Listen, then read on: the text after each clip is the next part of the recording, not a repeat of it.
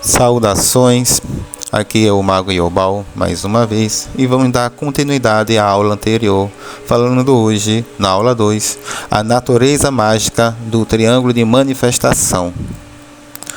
Então, uma vez compreendida sua origem histórica e simbólica, torna-se necessário avançar para um nível mais profundo agora, a natureza mágica real do triângulo de manifestação.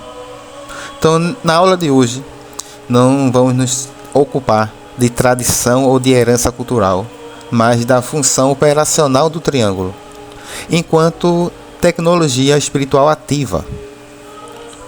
Aqui não vamos mais tratar de crença, mas de estrutura, de funcionamento e de causa.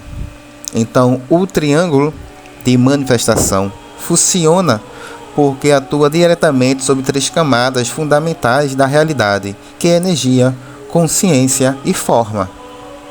Onde essas 3 camadas não estão presentes, não estão organizadas, não há manifestação estável, apenas sensações vagas, imaginação dispersa ou experiências psíquicas incompletas.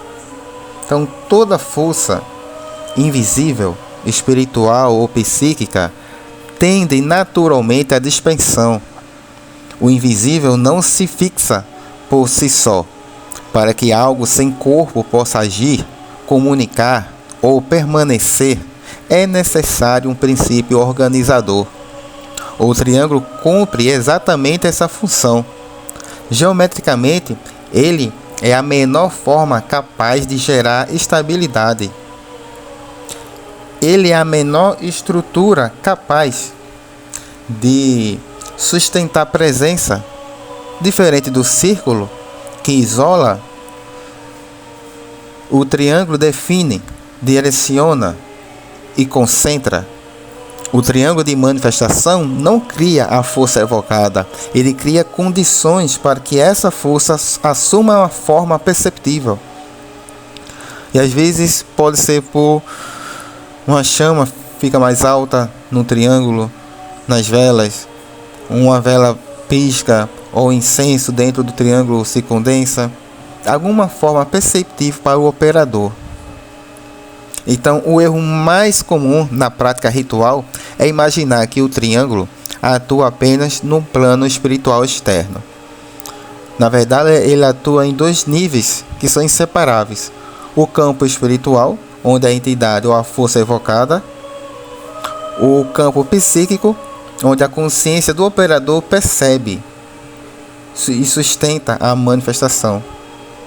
Então, o triângulo, ele harmoniza esses 2 campos.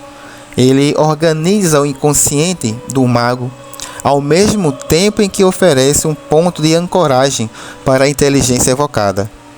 Por isso, manifestações fora de uma estrutura triangular tendem a ser confusas, fragmentadas ou inconsistentes.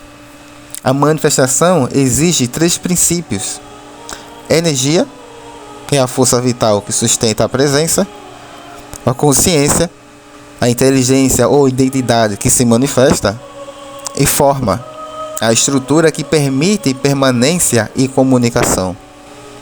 E o triângulo de manifestação é um molde geométrico onde esses 3 princípios se alinham. Sem a forma, a energia se dissipa; sem a energia, a consciência não atua; sem consciência, a forma permanece vazia. Então é por isso que o triângulo não é decorativo nem simbólico, ele é estrutural. Cada lado do triângulo atua como um limite ativo, diferente de uma barreira passiva. Esse limite define até onde a força pode agir, sem perder coerência. Então, o domínio exercido pelo mago não é violento, nem arbitrário. Ele é geométrico. O espírito não é dominado por ameaças, mas pela impossibilidade de expressar fora da forma que lhe foi concedida no rito. Então, fora dessa forma, sua manifestação perde coerência, não por fragilidade, mas por ausência de eixo. A força existe em estado bruto. A consciência permanece latente, mas ambas carecem de uma linguagem comum que permita a presença, comunicação e permanência. Então a forma ritual não oprime o espírito, ela o torna inteligível. Esse princípio revela uma verdade central, que é toda manifestação aceita limites, quando esses limites lhe concedem existência funcional. O triângulo de manifestação não impõe submissão, ele oferece um campo onde a força pode assumir identidade. Ao aceitar a forma, o espírito não perde liberdade, ele ganha expressão. A contenção que é exercida pelo triângulo, ela não é violenta, pois não se opõe à natureza da entidade. Pelo contrário, dialoga com ela e com essa natureza, organizando-a. É por isso que tais forças, quando evocadas sem estrutura, tendem à confusão, à dispensão ou tão ao silêncio, enquanto quando são chamadas dentro de um campo formal, responde com clareza e intenção. Então, nesse sentido, o triângulo não atua como prisão, mas como uma condição ontológica temporária. Ele define os limites dentro dos quais a manifestação é possível. Fora desses limites, a força não desaparece, mas retorna ao estado indiferenciado, onde não pode ser percebida nem acionada de forma consciente. O aspecto decisivo dessa estrutura é o vértice.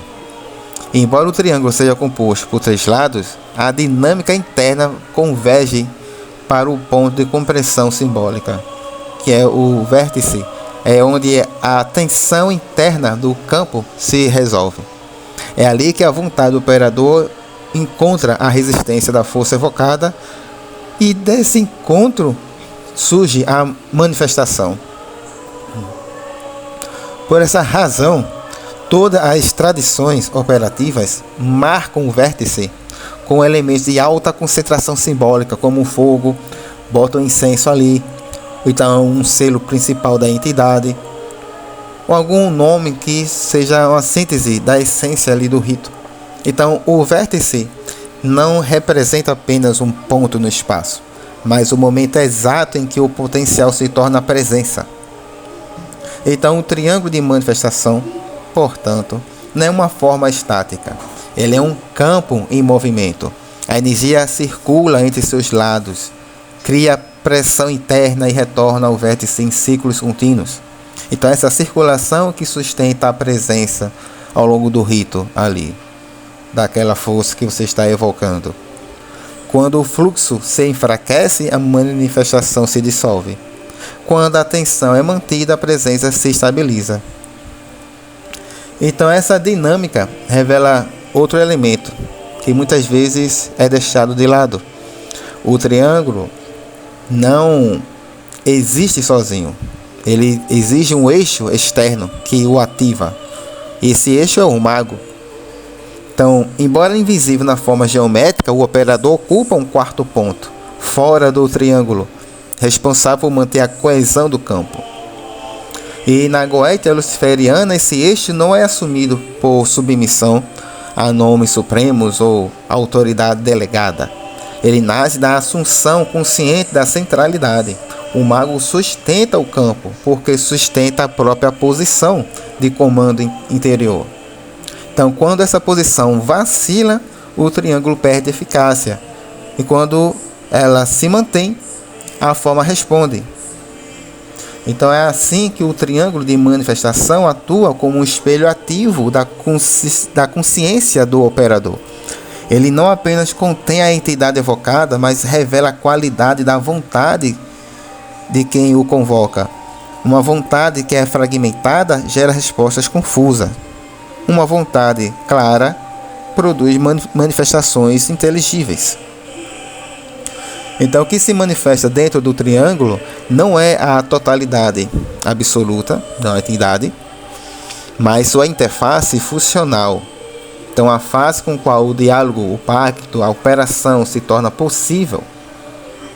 Então, Isso não empobrece a força que se evoca, mas torna acessível ao trabalho mágico. Então, dessa forma, o triângulo de manifestação, ele revela como uma tecnologia de ordenação do invisível atua. Ele organiza a energia, consciência e forma, sob tensão controlada. Então, ele permite que aquilo que normalmente permanece disperso se torne presente, comunicável e eficaz. A partir desse entendimento, podemos avançar na análise interna da estrutura do triângulo, os seus lados, vértices e polaridades, não como símbolos abstratos, mas como funções mágicas específicas, que são capazes de serem aplicadas de forma consciente dentro da goétia luciferiana. Mas isso é assunto da próxima aula. Nos vemos até lá. Se gostou, curte, se inscreva e compartilhe.